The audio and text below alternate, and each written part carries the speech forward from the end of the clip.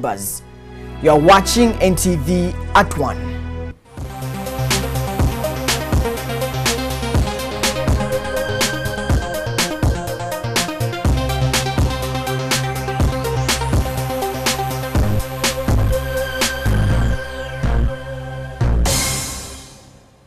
Once again, a warm welcome. I'm Solomon Serwanja here. Now, there was a mass this morning at the Ntvuganda Catholic Martyrs Shrine as the former President of Tanzania, Julius Nyerere, awaits beatification. Prime Minister Mama Mbabazi attended the prayers.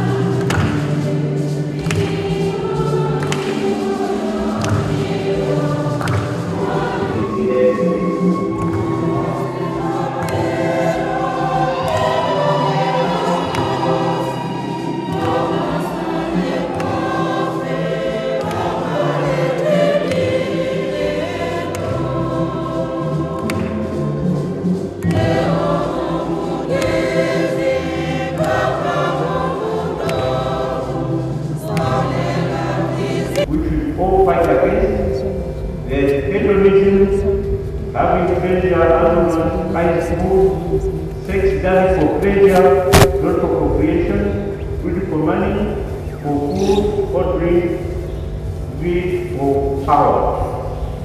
Then witchcraft, ritual murders, some people call it human sacrifice, but in my opinion, it's a wrong way of putting it. You can't call it sacrifice. Whenever one talks about sacrifice, there's something positive and holy. And there's nothing positive about killing a child and call that sacrifice.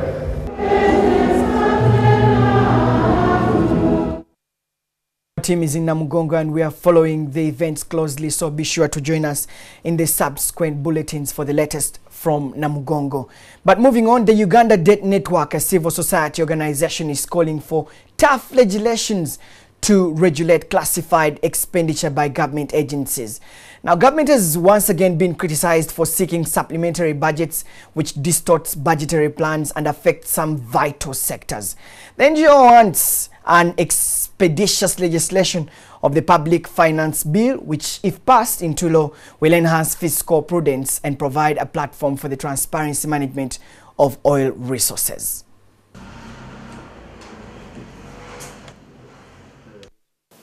The current provision on the bill, even then, is not strong enough to deter this kind of mischief that we have previously seen.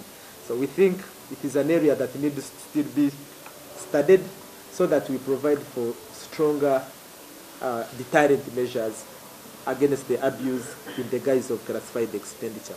It brings out a number of areas that can strengthen the management of public finance and other resources, but we are concerned that such a crucial law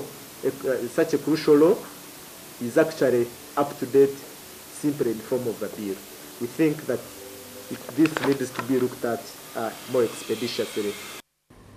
Now, lawmakers on the House Committee on Infrastructure want government to give local firms a priority over rival foreign firms in the award of infrastructure construction tenders. The MPs claim these firms are now built capacity to build long-lasting roads. They made these remarks while inspecting roads in Kayunga, Nachifuma and Kamuli, which are being tarmacked by Dot Services, a local firm.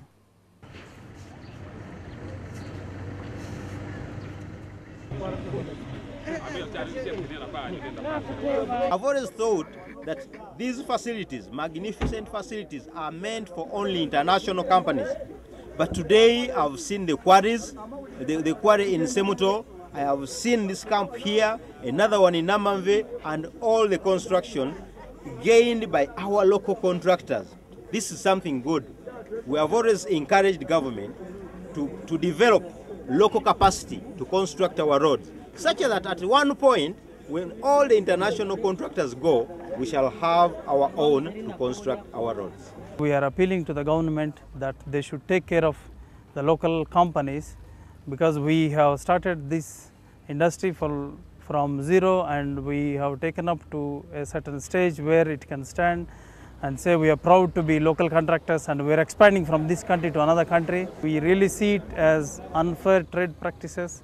It's not trade here, but it is service trade. So we really see that something has to be done from the government side to mitigate this problem, so that all the local contractors will be able to sustain. Member states of the East African region have agreed to jointly carry out an operation to crack down on drug and human traffickers. This comes at a time when there is a sharp rise in cases of drugs and human trafficking in the region. Police force, working together with other East African countries, are preparing to carry out an operation which is going to target all those who are involved in human trafficking or migrant smuggling, drug trafficking, theft of motor vehicles, illicit proliferation of small arms and light weapons, trafficking in wildlife products, for example, ivory, and terrorism. This operation is going to be a cross-regional operation involving the East African police chiefs and the Southern African regional police chiefs. So it's going to be a very, very big operation, and we shall look at areas that are prominent in all those offenses we have mentioned above. We have listed specific areas where these offenses may be committed or prominent, and we shall be targeting those areas. Some people may not know that Mairungi is also a drug that we may look at, because there are bylaws in some parts of the country against Mairungi, for example in Barra, in Bushenyi, and so we shall also be looking at that. Pauline Namaya, they are the deputy spokesperson of police on drug and human traffickers. We're going to take a short break, but NTV continues shortly, so do stay with us.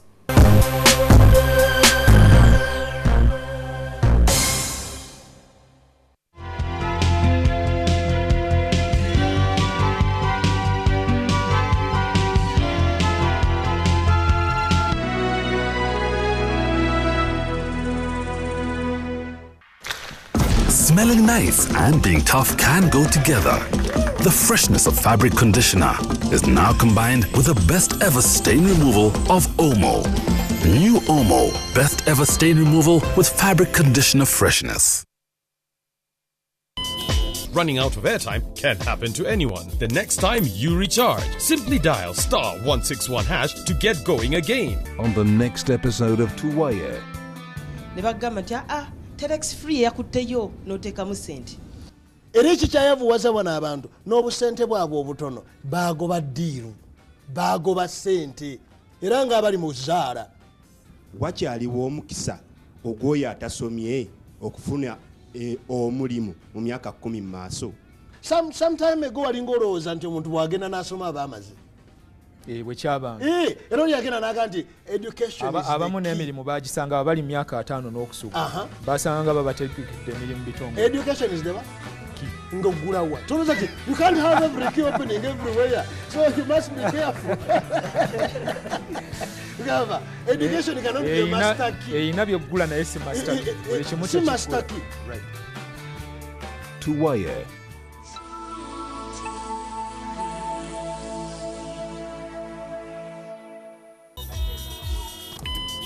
At Orange, we know that running out of airtime can happen to anyone. That's why we bring you Wetase. Simply dial *161# to get going again. Convenience changes with Orange. Today changes with Orange.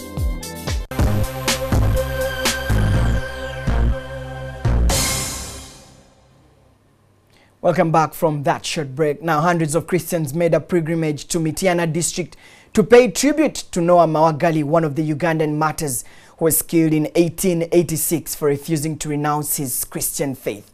The pilgrimage brought people from across the world. Gatrutu Musime Witwari was one of them. 31st of May is a very significant date in Ntvuganda Cathedral and in Uganda in the history of the Uganda Martyrs. One of the 22 Uganda Martyrs, Saint Noah Mawagali, was speared at this very spot. Every year, pilgrims in their hundreds make a journey of faith to Mityana to pay tribute to Saint Noah Mawagali, one of the slain martyrs at this historical place.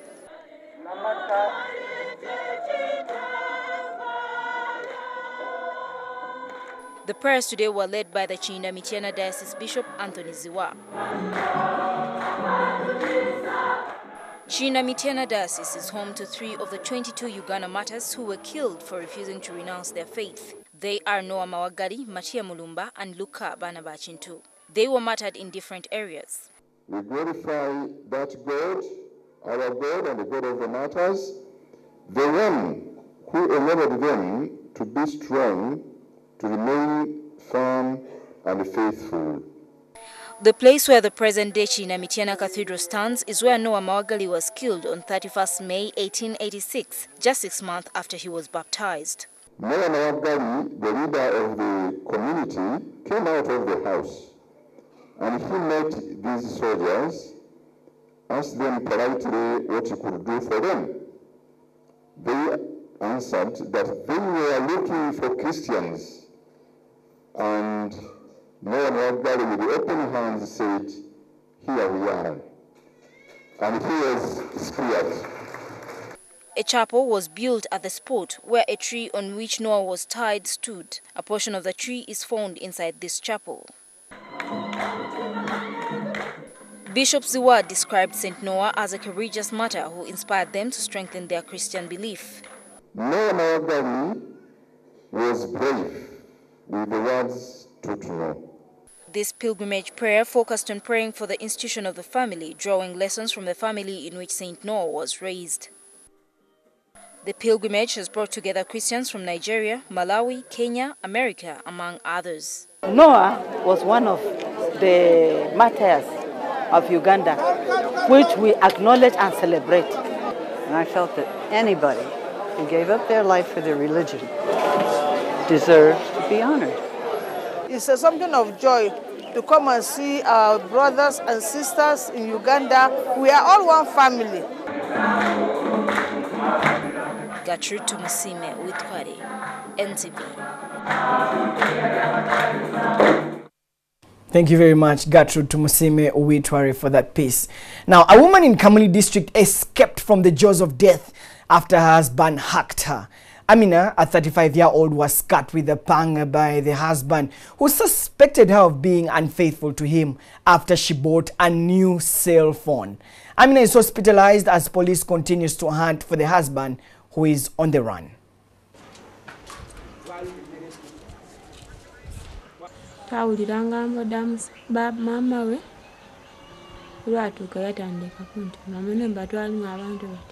If you anticipate or you realize that your spouse is becoming threatening, please don't just wait for the spouse to go extra mile of cutting you, then you run away from home. You'd rather run to the gender-based violence shelter, like the own gender-based violence shelter. We house you as you try to address or mediate your case or ensure that your husband cools down. On to the international sport. Bubba Watson staged an impressive show at the Memorial Golf Tournament in Ohio to beat Paul Katzi to the top of the leaders board. Now, Carl Frosch managed to retain the International Boxing Federation title after knocking George Groves in the 8th round. All this and more in our international sports wrap.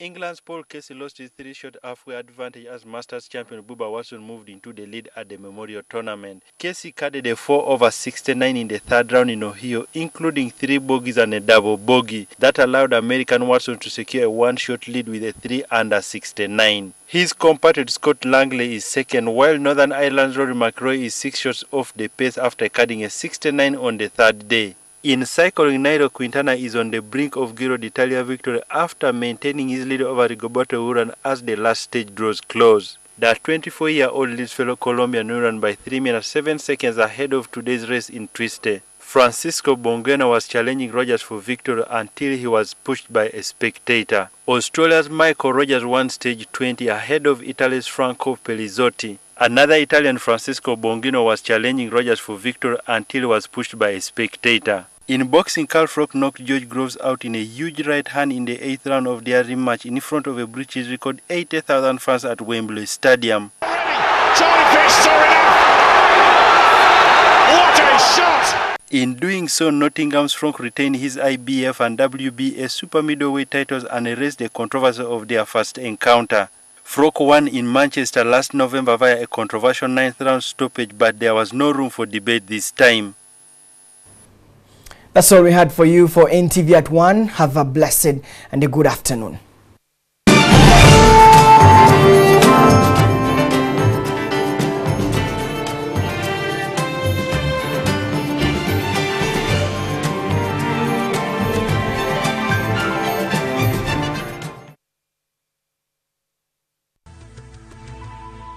NTV, turning on your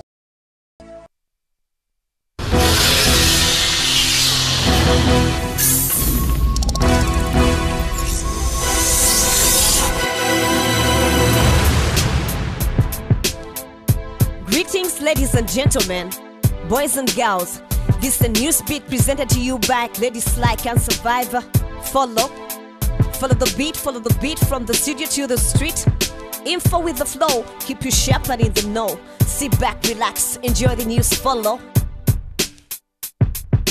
Thailand might be known as the land of smiles, but military coups have happened 19 times in the last 8 years. Now the smiles are gone and people of Thailand are left to mourn. Gone to are Thailand's government officials, removed from duty by military generals, who led a coup and took over power without use of violence or use of gunpowder. They totally took control of the entire country, imposed a curfew and shut down radios and TV. The army chiefs say they want to restore order because political parties keep fighting each other, leading to protest and disorder between the richer middle class and the poor from the rural areas. Thailand might have had an economic boom, but the gap between the rich and poor might prove to be its doom. 4 years ago the protest led to death, a mall blown to smoke, but people have hope that military rule will lead to peace and elections, and that Thailand can once again be a smiling nation. Foreign donors have reduced their overall spending on Africa, and now development programs are pending. One of the most affected sectors is education, a very crucial tool for the continent's progression. The Education Millennium Development Goal, meant to achieve free primary education for all, might not come to fruition by the year 2015. So the solutions must come from within. Kenya has taken the initiative in this millennium and come up with a digitized Kenyan curriculum. Forget about books, chalk, blackboard and pamphlets. Students and teachers are using solar-powered tablets. Many schools with limited access to electricity have welcomed the 3G wireless technology.